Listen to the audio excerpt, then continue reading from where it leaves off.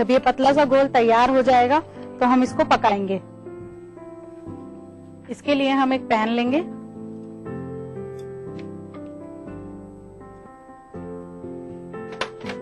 फिर इसमें थोड़ा सा तेल या घी जो भी आपके पास है वो डालेंगे, बहुत मामूली सा डलेगा।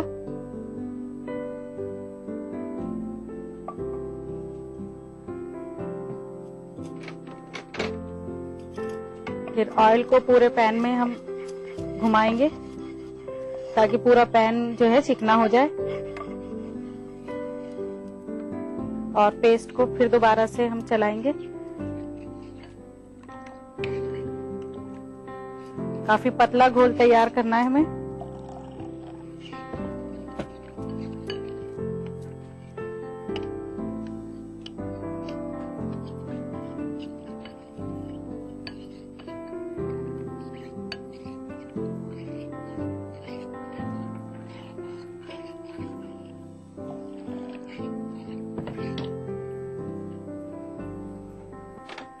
जब ऑयल गर्म हो जाएगा तो हम इसमें ये घोल डालेंगे और चलाते रहेंगे।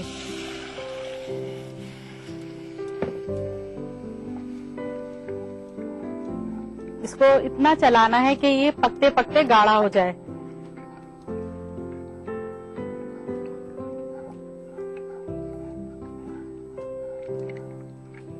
नाज़रीन, ये रेसिपी जो है ये एक ऐसी रेसिपी है जो आपके शाम की चाय में, सुबह के नाश्ते में काम आती है। ये पकते पकते इस तरह से गाढ़ा हो जाएगा और इसको बहुत जल्दी जल्दी आपको चलाना है ताकि ये नीचे से जल ना जाए।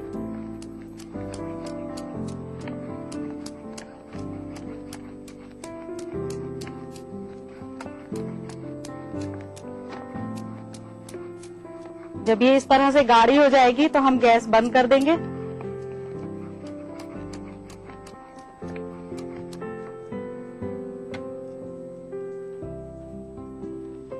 फिर एक ट्रे लेंगे,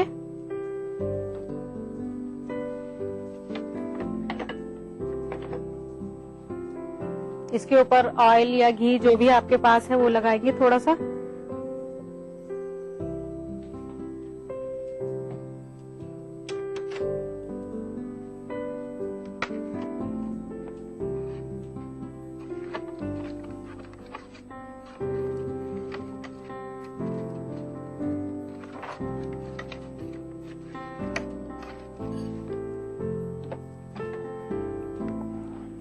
फिर ये पेस्ट हम ट्रे में डालकर फैलाएंगे।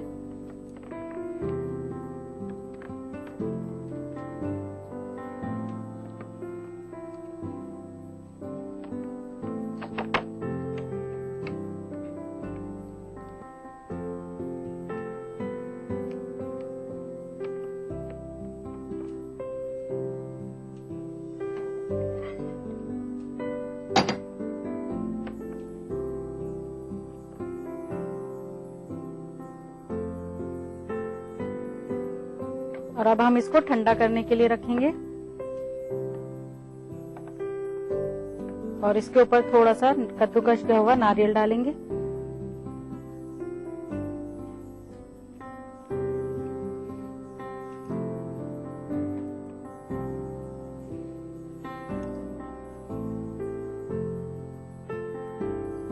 नाज़रीन, ये रेसिपी जो है ये बीकानेर की मशहूर रेसिपी है क्योंकि इसको लोग वहाँ पर नाश्ते में खाना पसंद करते हैं या शाम की चाय के साथ लेना पसंद करते हैं, क्योंकि इसके अंदर ताकत की चीज डलती है।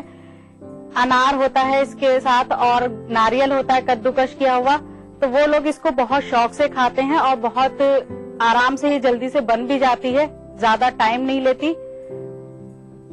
जब ये ठंडी हो जाएगी तो हम इसकी कटिंग करेंगे।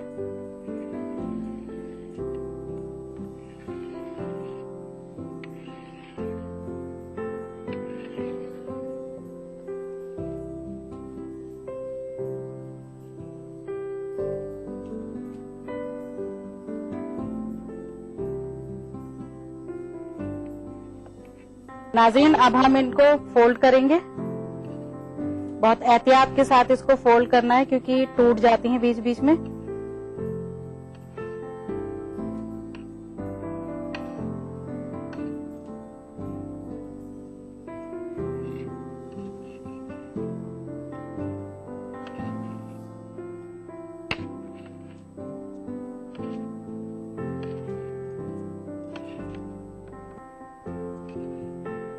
इस तरह से हमें फोल्ड करना है इसको।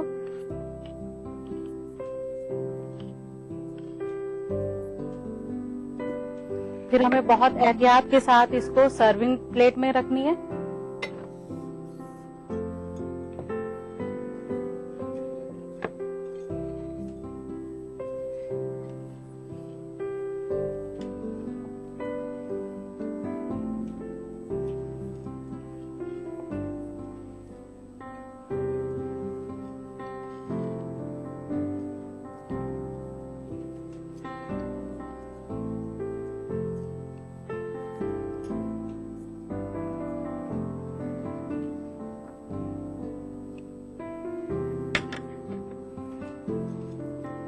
फिर हमें नारियल दोबारा से डालना है इसके ऊपर।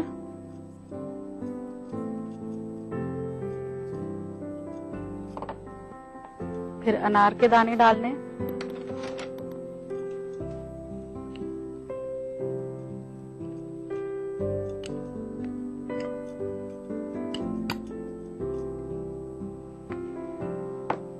थोड़ा सा हरा धनिया गार्निश करेंगे।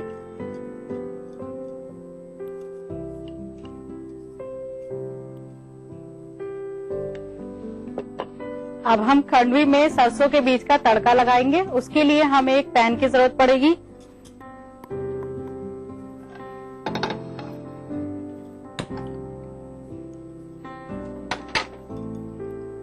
थोड़ा सा ऑयल,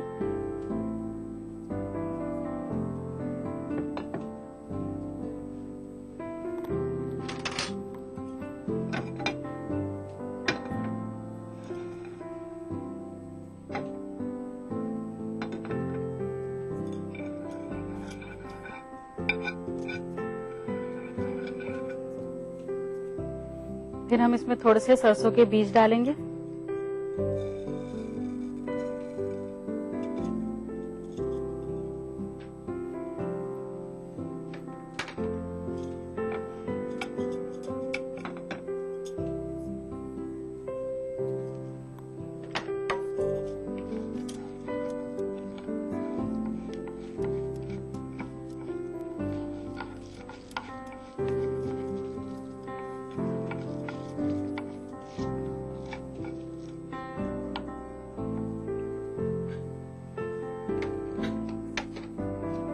अब हम इन बीज को खंडवी के ऊपर डालेंगे।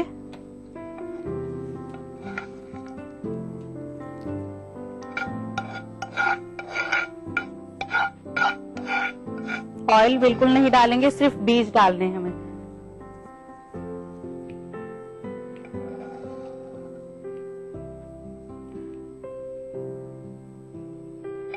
नाज़रीन, बनकर तैयार है हमारी बेसन की खंडवी और मुझे उम्मीद है आपको जरूर पसंद आई होंगी और आप इसको ट्राई भी करेंगी। तो इसको बनाने के लिए जल्दी से नोट कर लीजिए इसकी रेसिपी। बेसन की खांडवी के लिए चाहिए बेसन, नारियल, सरसों के बीज, अनार, तेल, नमक और हरा धनिया। बेसन की खांडवी बनाने का तरीका: सबसे पहले एक बाउल में बेसन, नमक और पानी डालकर पेस्ट बनाएं।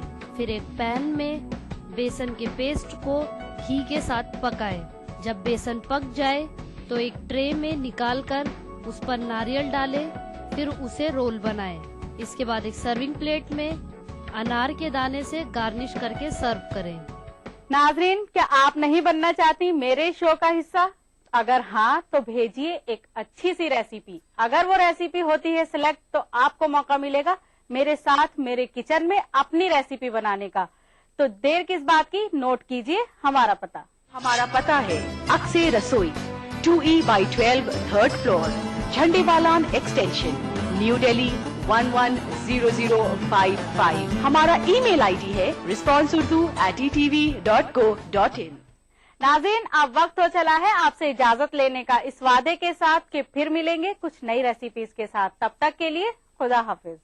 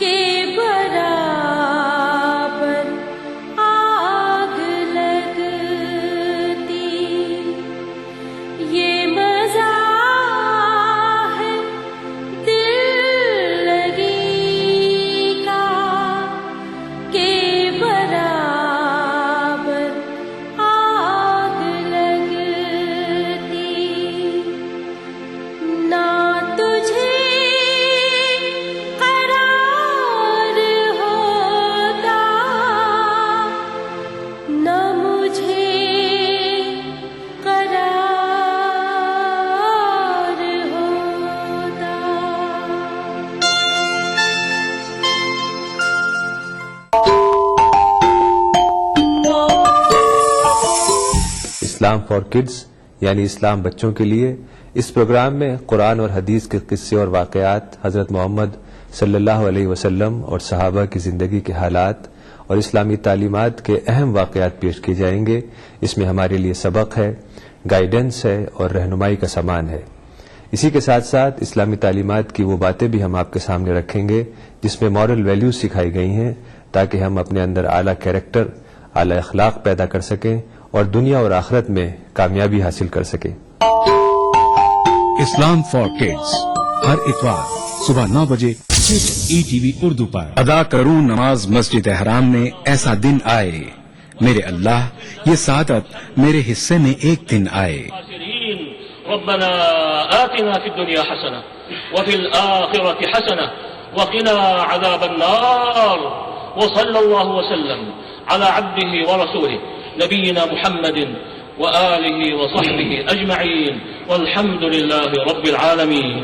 अल्हम्दुलिल्लाहि रब्बिल आलमीन अर्रहमानिर रहीम मालिकि यौमिद्दीन इय्याका नअबुदु व इय्याका नस्तईन इहदिनस सिरातल मुस्तकीम सिरातल लज़ीना अनअमता अलैहिम गैरिल मग़दूबि अलैहिम वलद्दाल्लीन। ETV उर्दू पर पहली बार मस्जिद हराम मक्का मुकर्रमा से खुतबा जुमा और नमाज जुमा के रूह परवर मनाजिर का रास्त टेलीकास्ट हर जुमा दोपहर 3 बजे सिर्फ ETV उर्दू पर। ETV उर्दू पर अगला प्रोग्राम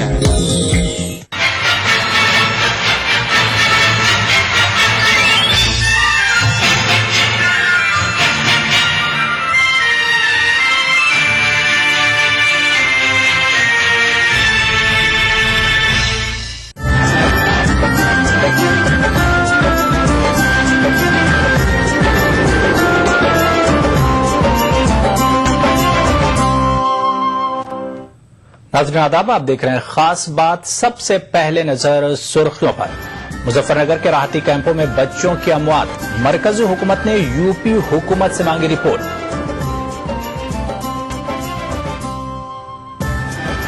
यूपी हुकूमत के सैफी महोत्सव पर सियासी लीडरों की जबरदस्त तनकीद, दरबारी उलमा के खिलाफ उलमा काउंसिल चलाएगी तहरीक।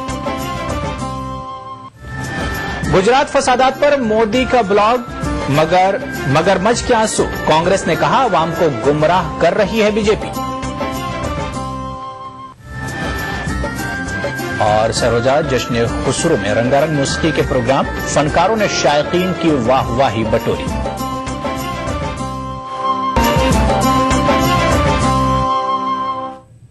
सबसे पहले खास बात की बड़ी खबर।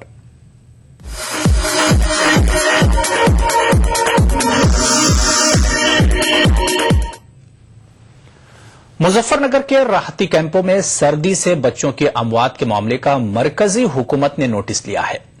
इस सिलसिले में उत्तर प्रदेश हुकूमत से बाज़ाब्ता रिपोर्ट तलब की गई है। यूपी हुकूमत से इस बात की जानकारी तलब की गई है कि राहती कैंपों में कितने बच्चों की अमवात हुई। ख्याल है कि मुजफ्फरनगर के मुख्तलिफ रिलीफ कैंपों में एक महीने में तकरीबन 50 से जायद कमसिन बच्चों की मौत हो गई।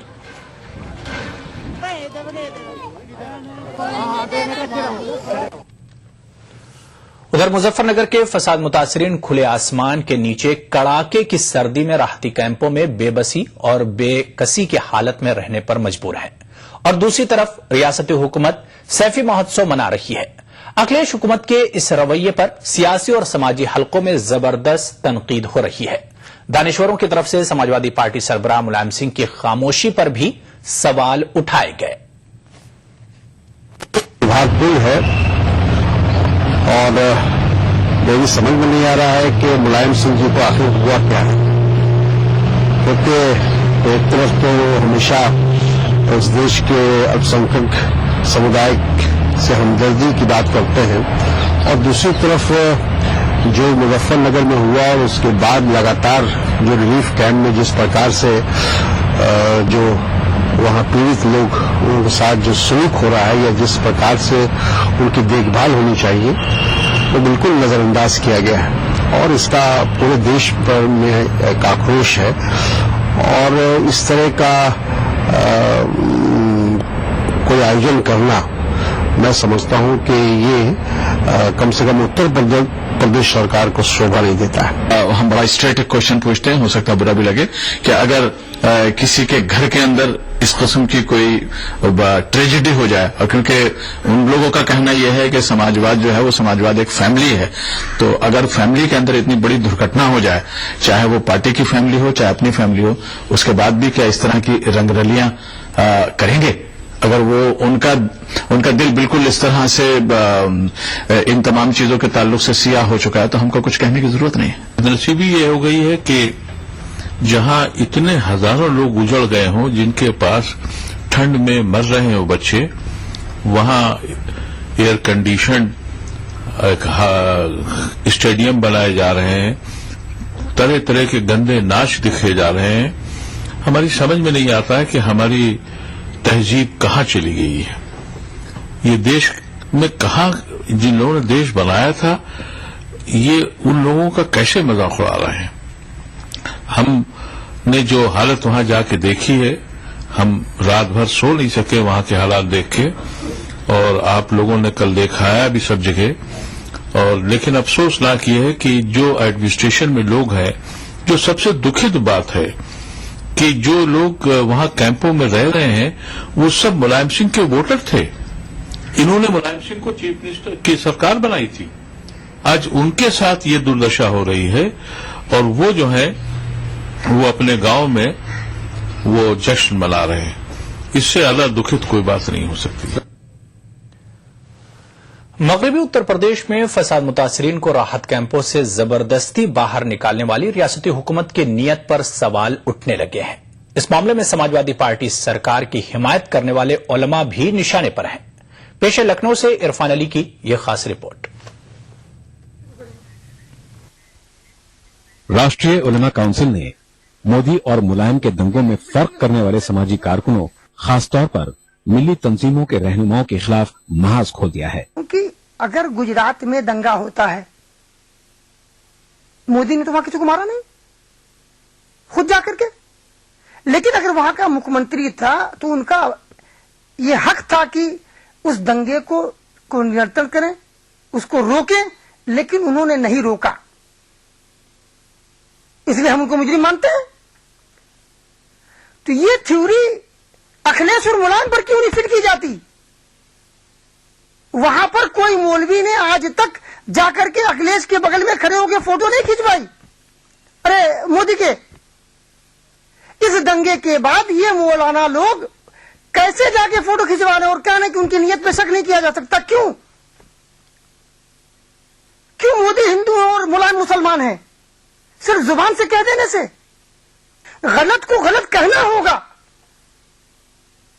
अगर उन उलमा के घर में अगर ये हुआ होता तो क्या वो ये कहते कि अखिलेश और उनकी नीयत पे शक नहीं किया जाना चाहिए? ये बयान आ रहा उलमा का। असल मसला ये है, अगर मेरा बयान भी आए इस तरह का तो मेरा भी बाइकाट होना चाहिए। दरअसल कुछ रोज कबल समाजवादी पार्टी के सरबराह मुलायम सिंह यादव ने मुस्लिम नुमाइंदों के एक वफ्द से मुलाकात की थी। उन्होंने ये दिखाने की कोशिश की थी कि फसादात के बाद भी रियासत के मुसलमान उनके साथ हैं। फसाद मुतासरीन के साथ हो रही नाइंसाफी पर इन रहनुमाओं की खामोशी से हुकूमत की हिम्मत बढ़ी और मुतासरीन को कैंपों से बेदखल करने का अमल शुरू कर दिया गया। सियासी अफराद भी इसे गलत मानते हैं। राजनीति में जो धार्मिक लोग हैं वो विभिन्न दलों में, विभिन्न सियासी पार्टियों में बटे हुए हैं, तो हम समझते हैं कि फिर उनकी मान्यताओं में एक असर पड़ेगा, क्योंकि वोट तो आदमी अपने हिसाब से देता है, और मजहब के नाम पर सब लोग जो है धार्मिक लोगों को सम्मान देते हैं, श्रद्धा करते हैं। ये उलमा किराम की एक समाज में, कौम में एक इज्जत होती है, वो उनको चाहिए कि कम से कम वो पॉलिटिकल इस तरह के बयानात से बचें। समाजवादी पार्टी उत्तर प्रदेश में मुसलमानों के जानो माल की हिफाजत का नारा देकर इक़्तिदार में आई थी, लेकिन रियासत में मुसलसल होने वाले फसादात ने उसे अंदर से हिला कर रख दिया है। ऐसे में मुस्लिम तंजीमों और मिल्ली रहनुमाओं के रवैये पर सवाल उठने लाजमी है। किसी शायर ने शायद इन्हीं के बारे में कहा है, अजीम थे दुआओं को उठने वाले ये हाथ, न जाने कब इन्हें कासा बना लिया मैंने।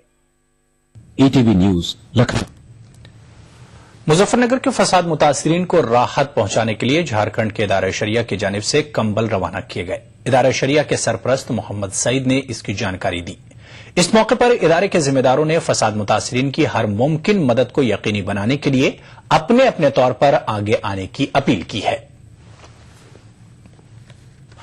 में जो हमारे लोग परेशान हैं आज ठंड से, उस सबों को लिए हम लोगों ने इंतजाम किया है कम्बल को, और झारखंड इदारे शरिया की तरफ से ये कम्बल भेजा जा रहा है। और सारे तंजीमों से भी हमारी अपील है कि अगर जो वो उन लोग भी आपस में मिलजुल कर और इकट्ठा करके जो सामान चाहे आप लोग भेज सकते हैं।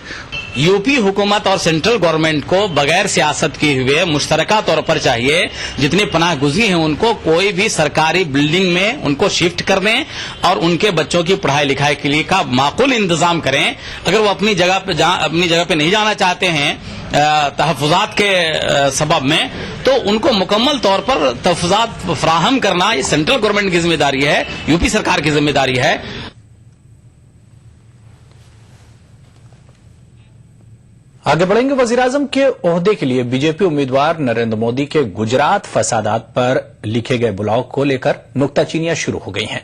कांग्रेस इसे मफाद परस्ती से ताबीर कर रही है, जबकि दीगर लीडरों ने इसे मगरमच्छ के आंसू करार दिया है।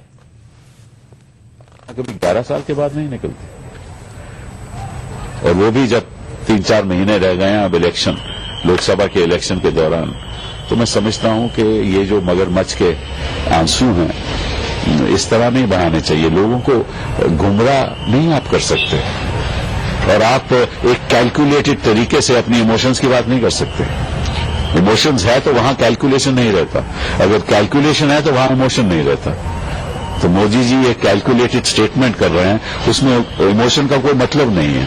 मिस्टर मोदी का पूरा स्टेटमेंट देखेंगे तो कहीं भी उसके अंदर अफसोस या रिमोर्स या माफी का कहीं कोई मसले के कोई उसने इंटरप्रेट किया जा सकता है, न उसमें उन्होंने कहा है। और वो भी 12 साल बाद अब उनको अगर समझ में आ रहा है इलेक्शन के टाइम पर, तो ये खुद भी अपने आप में एक बड़ी चीज है। यकीनी बात है इतना बड़ा हाथाहाथ होगा, पूरा जो पूरी जो स्टेट है वो बदनाम होगी जो उनके अंडर में थी, तो यकीनी बात है आदमी अंदर से हिल तो गया होगा, लेकिन वो हिलना वो लोगों की मौत के ऊपर था या अपनी बदनामी के ऊपर हिलना था, ये तो वक्त ही बताएगा। नहीं, 11 साल के बाद अगर दिल में कोई बात ख्याल आए तो उसके पीछे सोचना तो पड़ेगा ही। 11 साल तक आपने उन लोगों को जिन्होंने जुल्म किया था उनको डिफेंड करने में लगा दिया और सारे कागजात का आगे पीछे कर दिए, अदालतों में ये कह दिया कि डॉक्यूमेंट्स खत्म हो गए हैं। उस वक्त उनको खेद नहीं हुआ, और जिस दिन वो मुकदमा उनके फेवर में आया नीची अदालत का, उस दिन उनके घर के सामने पटाखे छोड़ाए गए। क्या वो जकिया जाफरी और उनके जो लोग साथ मरे थे, क्या उनको इंसाफ न मिलने का जश्न मना रहे थे? तो उनके दिल में ये तकलीफ इसीलिए सिर्फ आई है कि अब उनकी गलतफहमी ये है कि शायद वो कभी हिंदुस्तान के प्राइम मिनिस्टर बन पाएंगे। आज अदालतों के पास सबूत नहीं है, कौन नहीं जानता? पूर्व सांसद और सी कॉलोनी के 50 लोगों को किस तरह जलाकर मारा गया है। ठीक है, सबूत नहीं है, बगैर देखा चोर बादशाह होता है। तो खास बात में फिलहाल लेंगे छोटा सा ब्रेक, कुछ और खबरों के साथ जल्द हाजिर होंगे। देखिए ETV उर्दू सभी DTH प्लेटफॉर्म पर, डिश टीवी पर चैनल नंबर 787, एयरटेल पर चैनल नंबर 610, टाटा स्काई पर चैनल नंबर 176, बिग टीवी पर चैनल नंबर 972, वीडियोकॉन पर चैनल नंबर 750। देखिए आपका अपना चैनल और भी बेहतर क्वालिटी में।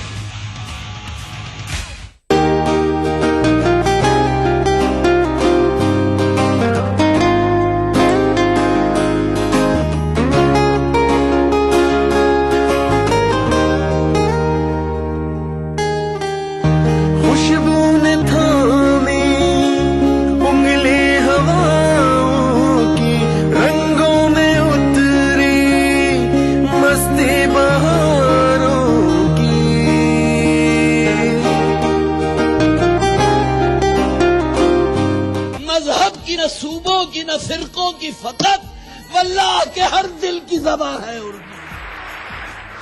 न दिए का है न हवा का है, यहाँ जो भी कुछ है खुदा का है। यहाँ ऐसा कोई दिया नहीं जो जला हो और वो बुझाना। सुना है रब्त है उसको खराब हालों से, तो अपने आप को बर्बाद करके देख। बहुत अच्छा है, वाह वाह। दिल से अपनाया न उसने, गैर भी समझा नहीं, ये भी एक रिश्ता है जिसमें कोई भी रिश्ता नहीं। परसों की रस्मों राह थी, एक रोज उसने तोड़ दी, होशियार हम भी कम नहीं, उम्मीद हमने छोड़ दी। मयारी शेरो अदब और उर्दू जबान के फरोग की जानिब ईटीवी उर्दू की एक और पहल। देखिए प्रोग्राम अंदाज़े बयां हर पीर का जुमेरात दोपहर 2:30 बजे सिर्फ ईटीवी उर्दू पर। भागती दौड़ती जिंदगी में खबरों की कोई कमी नहीं, लेकिन हम आप तक पहुंचाते हैं सिर्फ वो खबरें जिसमें ना है कोई जानिबदारी ना ही सनसनी। खबर जो हर दम आपको रखे बाखबर। देखिए दिन भर की खबरों का आईना 9 PM खबरनामा।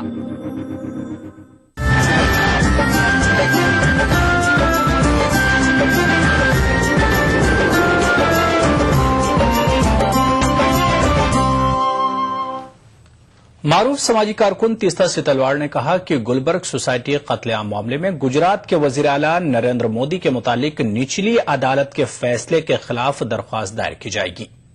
बेंगलुरु में एक किताब की इजरा के मौके पर तीस्ता ने कहा कि वो अदालत के फैसले के बाद मायूस जरूर हैं, लेकिन नाउम्मीद नहीं। तीस्ता सितलवाड़ ने मुजफ्फरनगर फसादात को फिस्ताई ताकतों की गहरी साजिश का हिस्सा करार दिया।